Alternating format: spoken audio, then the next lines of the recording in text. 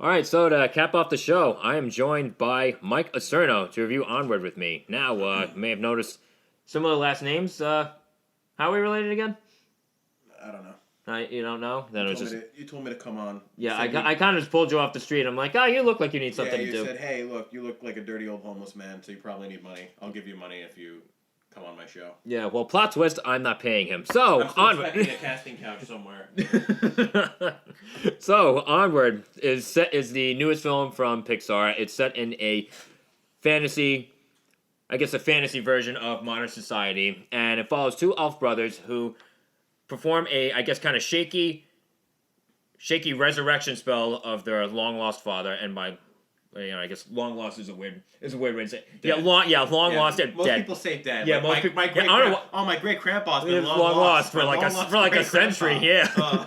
So one of these days we'll find him again. Yeah. Just forgot what cemetery. Anyway, so it follows two elf brothers. They try to perform a spell to bring back their father for one day, but they're shaky in how they do it, so they only bring back the bottom half of the father's body. That's the fun half, though. Yeah, that's depending on who you ask. So how do you think the two brothers got there? Well, maybe not to the sons, but definitely not to the sons. The mom's probably like, "Whoa, let's not be hasty, boys." So it follows two. Oh my God, Mike, you're screwing me up here. Two brothers.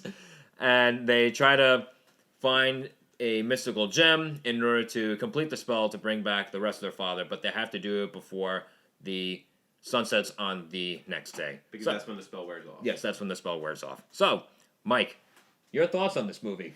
Top notch. It was a good movie. Tom Holland and Chris Pratt. I could totally see those brothers in real life after hearing them. Yeah, I mean, and it's funny because, they were together in Avengers Endgame, and they were on screen, or in Avengers Endgame, and of course Infinity War as well, not as much Endgame.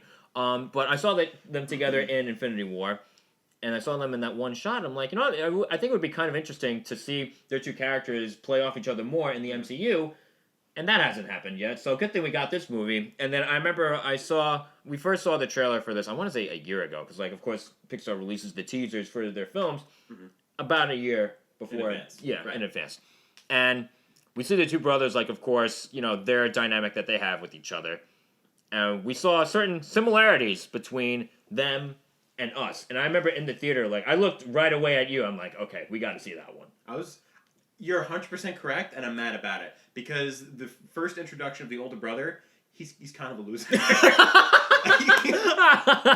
He's lovable. He's lovable, but let's be blunt. He's a loser. Yeah, he hasn't amounted to much. He's taking a gap year in between. They don't really specify. Is it in between? Is college years? Is it in between high school and college? I don't remember exactly what it was. But then we could probably just have someone else who watched the movie they're talking about high school, you fucking moron. So whatever. Who really knows? Whatever. Gap year's a gap year. It doesn't matter.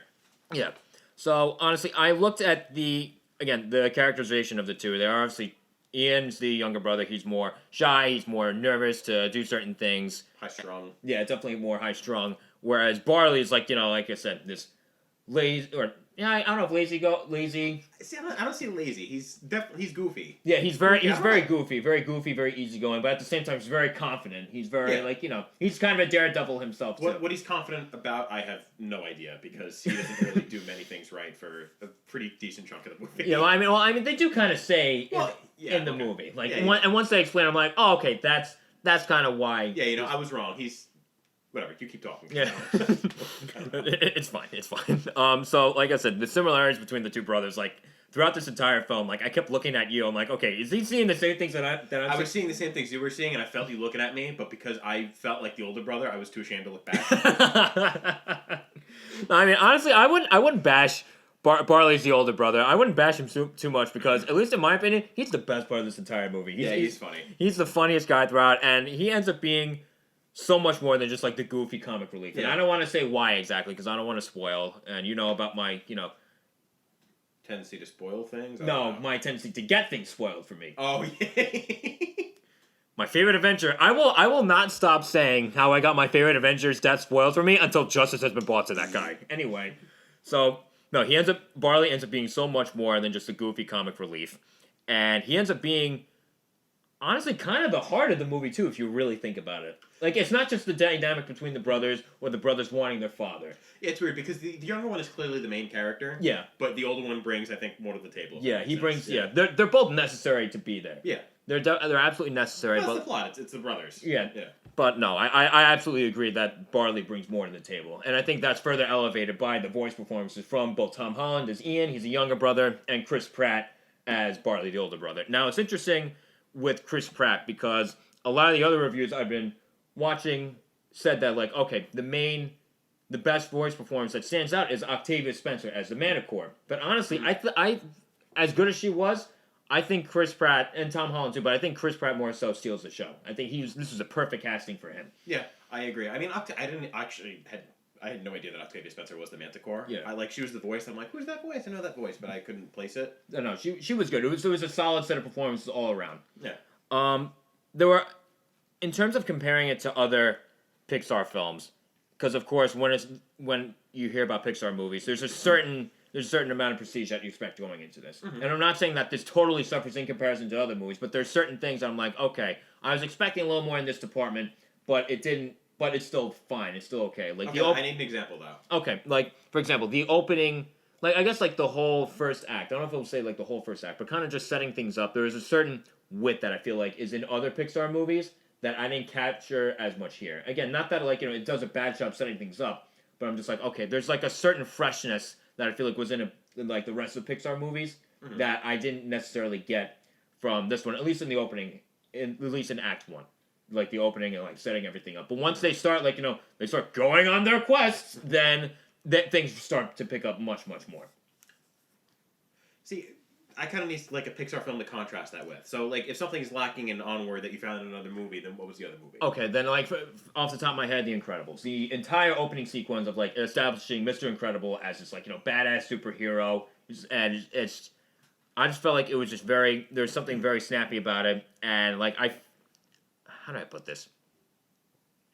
Like I said, it was just something like just very quippy and witty about it, and it just made it that much more enticing to me. And again, like I said, not that Onward does a bad job of setting things up. Mm-hmm. It's just like when I look at other Pixar films, such as like The Incredibles, then I feel like the setup isn't as good. Okay, that makes more sense because when you first start with the Incredibles, they have the whole backstory. Like the intro to Incredibles is the backstory of the heroes themselves. Yeah, and then of course on top of like of course after when superheroes are outlawed, you have Bob's life as a normal guy, and then the contrast there, So, exactly, yeah. So, but so that's the comparison that I mean. And again, we could probably go further down the line. Like just look at the opening sequence for Up alone. Some of the saddest 10 minutes. Oh yeah, the part where that makes you lose the will to live. Yeah, that one. Yeah. I mean, there's an opening to Up, but yeah, the wife dies. Yeah. Spoiler alert if you haven't seen that movie. No, first of all, they live their life together, and it's sweet and it's beautiful. And then she croaks. Even them living their life together is not all that sweet. There's the one really depressing part. Oh yeah, I mean, honestly, Up is over 10 years old. We could say that when they can't have kids. Oh yeah, that was it. Yeah. Oh yeah, the movie's 10 years. Why do I feel like they came out last year? Because I don't know, it still feels like a very new movie. It's it's funny that you mentioned that. But there's that, and then again, this is really getting nitpicky here. Like the musical score for at least like all the other Pixar movies. Like think about it, The Incredibles, Finding Nemo, right. Monsters Inc., Toy Story, Up, Ratatouille, even. Those musical scores are all fantastic. I'll give you that. At one point in the movie, because that's actually something that I try to listen for, what? Because I'm normally singing a song that I heard in the movie afterward. Yeah. You probably know that because I'm really annoying about it. I didn't do that with this one because there really wasn't any musical number to write home about. Yeah, and again, the score, I guess it did what it had to do, and not much else. It just didn't stand out so much. And again, I don't know if that's just because of the music itself, because you had one of the composers. I guess it's two brothers, Jeff and Michael Dana. Michael Dana won the Academy Award for Best Original Score for Life of Pi, so it's not like he doesn't have any kind of talent behind him. But he won his Oscar. He doesn't give a shit. Yeah. He's just like, what? I peaked, and that's it. I I have bragging rights for the rest of my life. Yeah, he just wants a check now. It doesn't matter. Yeah, but no, I don't know if it's that the music itself just didn't stand out because of the music, or if they just didn't let the music do its thing. Like they didn't amp it up a little bit more when they had to. But even then, I feel like the music made its presence throughout, and it wasn't bad. I mean, you noticed it was there. It's like elevator music. Yeah. It was there, but it was background. Nothing to really write home about. You're not going to go humming elevator music later. Mm-hmm. You're not going to download elevator music on your iPod. I mean, it's not available yet. Elevator music? Yeah. Is it available yet? Would it be like unprofessional if I check it out right here? You talk, I'll check it out. Yeah. Excuse me. Okay. So you know what? So on top. So while Mike checks that out, one of the things, if you can multitask too, Yeah, sure. the animation. I'm a talented guy. Yeah. And modest too. The animation, of course, is absolutely spectacular. Yes. You can't not have a Pixar movie with terrific animation, and even like the path that the storytelling takes. Because when it comes to the original premise for this film, like, okay, these two brothers, like, going to, like, find their dad, essentially. And I'm thinking to myself, like, okay, are they going to go, like, the conventional route of, like, the younger brother finally getting to meet his dad? And again, I don't want to say exactly what happens, but they don't go the route you would expect from them. Exactly. And it ends up being very, very powerful. Okay, I gotta interrupt you because they do have several albums titled elevator music. So, like, the first one was, like, actual songs that happened to be played in elevators. Okay. So how much is that? I'm curious. $10? $10? How many songs we got here? 1, 2, 3, 4, 14. Yeah, but it's stuff like Just the Way You Are, My Heart Will Go On. I don't know any. So would you download the elevator version of the Titanic theme over any of the score pieces for Onward? Like, if you had to pick one.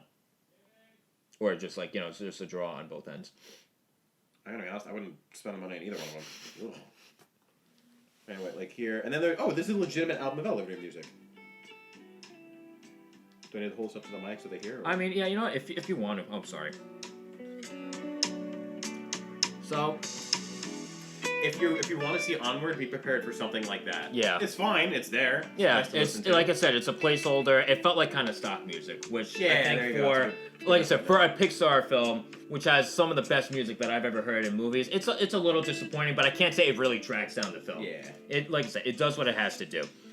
So, and of course, outside of that, the movie is, of course, very emotional, especially towards the end. Yeah. And it's hilarious throughout. Well, maybe if you're a baby. I mean, I didn't cry. Don't act like you didn't want to. I didn't cry. Don't act like you didn't want to. Just go back on your old train of thought. I didn't cry. So, it's also, of course, it's very funny throughout, and I think that's in large part due to Chris Pratt's character. Chris Pratt. This is more Parks and Rec Chris Pratt than Avengers Chris Pratt. Oh, absolutely, yeah, absolutely. It's funny that you say that because, like, I don't know, I wouldn't expect Star-Lord and Andy Dwyer to be that different from each other because, like, I always associated with them being like a very similar guy. So it's Parks and Rec Chris Pratt. Say that 5 times fast. Versus Jurassic Park Chris Pratt. Yeah. Okay. There we go. Yeah, that makes more sense. And I honestly, Parks and Rec Chris Pratt beats Owen, whatever the hell his name is. Owen Gray. Owen Wilson. No, not Lightning McQueen. No, not Owen Grady. He voiced Lightning McQueen. He voiced Lightning McQueen. Yeah. Wow. Wow. I didn't know that. So so just to cap things off, I like this movie very, very much. Is it as good as the other Pixar movies? Depending on which one. Because, like, I know the particular director of Onward, Dan Scanlon, he also did Monsters University. And honestly, I think Onward is definitely much better than Monsters University. I didn't think Monsters University was No, it wasn't. bad. No, it wasn't bad. It wasn't bad. It definitely wasn't bad, but I think this one was definitely much better. It's a step in the right direction for Dan Scanlon. So, I do things on a 1 to 100 scale. I've said this to you 1,000 times. I said this to you just before. I'm going to give this an 89. This is a solid movie. You're harsh, man. Come on, you saw that with your brother. Okay, fine. You gave the movie an 89. What about the overall experience of seeing it with your brother? That if I factored that in, that bumps it up to at least a 95. To at least a 95 or a 95? At least a 95. Okay, so like if you had to do between 95 and 100, what would that be? Like, I want to say like a 97 and 2/3. Is that? It's got to be 100. That's the only right answer. Did you say 97 and a half? I said 97 and 2/3, Michael. What a nitpicky piece of shit you are. Oh, I give this 100 because I saw it with my little brother, and it was a good experience. Do you really? Yes, I thought it was a good movie with average music. Okay, yeah. So Nothing says good movie. Nothing says 100 out of 100 like a good movie with average music. I get it. You rate films for a living. For a living, I'm not getting paid to do any of this. I can't monetize anything on YouTube because every fucking video I do has been getting copyright claims. So no. What? For using, like, for using the clips? Yeah, for using the B-roll footage, which I know for a fact I'm not the only one that does that. I know for a fact. That sucks. That's so stupid. Bunch of YouTube Nazis. Yeah, honestly, yeah. This is turning dangerously close to a rant. This is Ed from going really, really off topic. So again, 89 from me. I guess like 150 from you. No, I said 100. You're not that good of a brother. Goddamn. Okay, all right. So on that note, before I go to cry, Why'd you look at the paper and say it's going off the rails? Nothing that we've said is on this paper. well, first of all, because everything is on this paper. There's 2 papers? Yeah. Oh, what the fuck? I didn't know that. All right. No, it's Shit, all right, we hit all the notes. We hit all the notes. See, it's all up here, man, and down here. But yeah, I like yours better. you like mine better. These are both mine. I know, but the one that was on your side. I'm looking at this one. Like, what's he gonna say about Onward? All right. Yeah. So yeah. On that note, while Mike processes that, Mike, I'd like to thank you so much for coming on board to do this. Bring it in, little yeah, brother. you know what? Yeah, why not? Oh my God. For everyone still listening, don't forget to like, follow, subscribe onto YouTube. Search on Spotify. I'd like to get onto Apple Podcasts sooner rather than later. It's been on the back of my mind for a while. Just hasn't gotten around to happening. So on top of that, on that note, thank you. Thank you. Yeah, thank you. Thank you. Are we blow kisses or? Yeah. This has been Real Talk. I'm Joe Acierno.